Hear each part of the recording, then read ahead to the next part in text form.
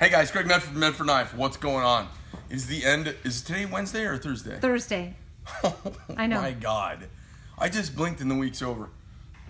So we've got a batch of knives going to Monkey Edge. And, these guys at Monkey Edge, they're pretty hip cats. Brady's really, he's got a real, very cool little hip sense of style. And Tommy over there, and all the guys on Brady's team, they're good for the knife community, good for the knife business. And they basically talked to us about some fixed blades. They got some stuff that we don't even offer anymore. We had some one-offs sitting around, and they gave us a kind of leeway to do our own thing. And we just have a really sick batch of fixed blades. So there's some stuff here, you just can't get them anywhere. You can't get them from anybody else. And I thought I would show these to you guys. For anybody who's got your fixed blade. So when you do your title, Amy, you can call this like fixed blade madness or whatever. And Greg drops the N-bomb. Okay, here we go. So these are knives. Actually, I did the wraps on these. I did the sheaths with Jason on a Saturday, so I shaped all the sheaths and polished them. And it was a Friday after Thanksgiving. It was the Friday after Thanksgiving. It felt like a Saturday. I don't know. For some of you guys who have a fetish for getting something right from Greg, I did a couple things. So I did my, like on this Jungle Fighter, I put a reverse noose on it. So for anybody who gets worked up about nooses, the thing that's cool about this noose is you can kind of get your hand in here if you're doing some heavy work. That's what a good lanyard on a knife is for, okay, I think. Everything else is kind of decorative. Sometimes there's some good use to it. And you can cinch this down on yourself a little bit if you want. Plus, it's a noose. It's kind of cool. Not in the I hate people redneck sense. And then I put on the bottom of this one, I noosed up another piece here, which is just long enough to turn it into a little leg tie if you want. So when you see stuff like that, usually that's me, because when I'm wrapping or when I'm working on sheaths, I always do a little extra stuff. So like you'll see, I put these lower ties on here, and then whenever I do wraps, like I did the wrap on this, I'm pretty fast at wrapping handles, and I always throw a little Cobra onto the end, because I like these for being able to grab onto when you've got gloves or you've got cold hands, you've been out in the weather and you're a little numb or whatever. But a really cool batch of knives. Amy, why don't we just give a quick kind of tour around the knives. We've got a blackout EOD with tie hammer plates, and then a 3V blade too. Oh shit, that's a 3V blade. Super and rare. No stamp. And no USMC stamp. Why is that? It was a batch that we made for a branch that's non-EOD. They didn't want the stamp, and Raul made a couple extras. Oh, okay, cool. And then we've of course got a stamped USMC EOD knife here. And then, good night. Good night, Dev. And then we've got a couple of SUKs, one in PVD and one in NP3. We've got an NP3, one of my original little daggers, which I really like this guy. This knife, it just looks like a dagger. And if you're not a knife grinder, you wouldn't get this, but it's got a twisting grind, and we've kept the keel almost 1/4 of an inch all the way out to the very end. So this is a really, really tough little dagger, as opposed to, even my our Raider dagger is not as tough as that little guy. And I know you said that's NP3, but that's just straight up tumbled. Oh, this is just raw. Yep, it is. Is it S35 or is it D2? Look at the tag. Tag will say. It's D2. Oh, that's bitchin'. My batch. We've got an elk, not an elk skinner. What are we calling this thing? What's this thing called again? Huntsman strapper? Oh yeah, the Huntsman strapper. That's right. And this one has got a really cool kind of ghost iridescent Vulcan finish on the sides, and then it's got a satin back and main bevel from being finished ground that way. This is the same setup, obviously some different colors. We've got two of the really nice STA knives. This is one of the nicest Vulcan finishes I've ever seen, and it's on a stainless knife, which is really hard to do. So this has got full black and full rose on it. It's as sick as it gets.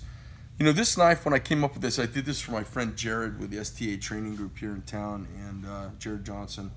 And I wanted to, you know, he wanted a simple knife, and I kind of came up with this looking window. He wanted some inch marks on it. You know, we just tried to add some stuff into it. If you ever use this through looking rangefinder, it's actually a pretty neat little feature, and it's actually pretty accurate. Did a couple of karambits on Friday, and I did a little sculpting on this one just to give it a little bit of a unique feel. But it's such a nice knife. Got a great feel. If you're a karambit guy, you will love wading into a goddamn gunfight, slitting people's throat with that thing. It's awesome. Tan pup in Vulcan finish. One of my old Jungle Fighters, and it doesn't have, it's a false edge on top. And then an original, this is number 76 of my, good night, Chris. Good night. Of my, that is a Vulcan finish on there with Desert Digi wrap, and that's our Fieldmaster. And then this is a Deployment Series Fieldmaster Tonto, DFMT. And then this knife was originally done for Japan and Russia. I did these boa breachers with an offset tip to get around the dagger laws, and it turns out a bunch of people like the knife. So it's kind of a little rare bear with a black hard anodized handle. So just a really cool batch of fixed blades, headed out to Brady at Monkey Edge and Tommy over there, Tommy Latham. So, trying to think, it has just been a crazy week, crazy week. I got the double disc grinder all plumbed up today underneath, so it all goes to the paper coolant filter, and I got it all done, and I got it all running, and then there's just coolant pouring out from under the stone because the adjustment set screws are holes all the way through. So I'm out there slathering silicone around those. You know, in the 1960s when that thing was made, people weren't anal about their shop being clean and beautiful and everything looking tidy like I am. So I'm trying to gussy that thing up and get it ready for the big show, which is running parts every day and looking nice. So a lot going on. My voice is shot. We've been pumping a lot of knives out here. The guys are still in assembly trying to make their numbers for the day.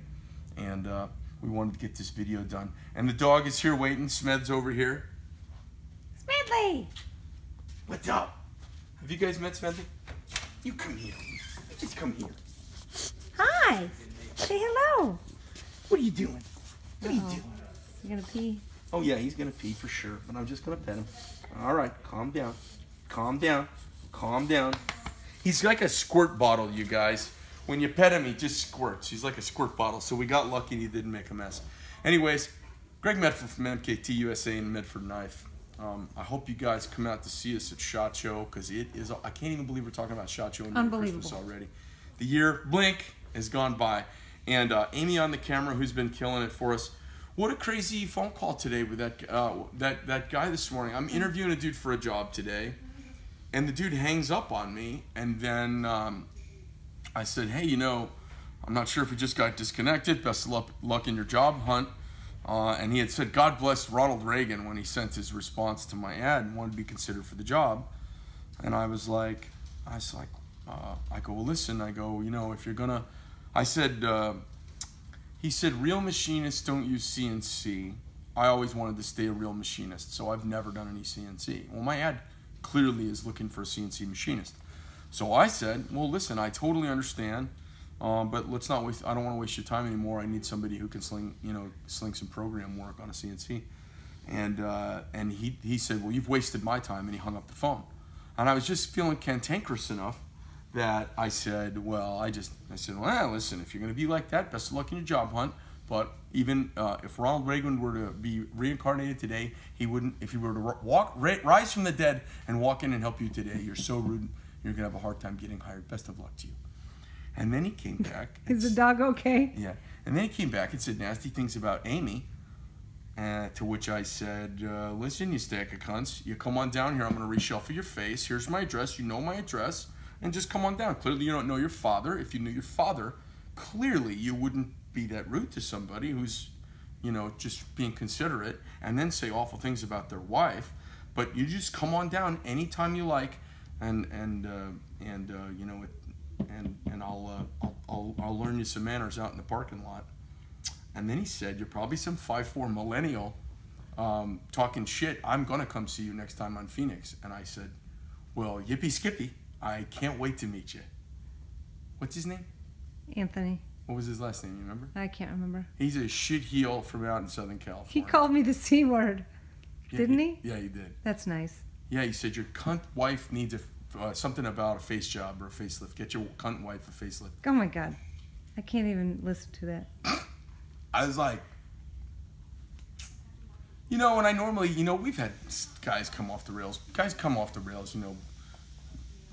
People are like, you know, in between jobs, they're a little vulnerable and stuff. And I usually handle all that stuff pretty gracefully. And when the guys say, you're a rotten fucking cocksucker, blah, blah, blah, blah, blah, I'm like, okay, well, you know, best of luck to you.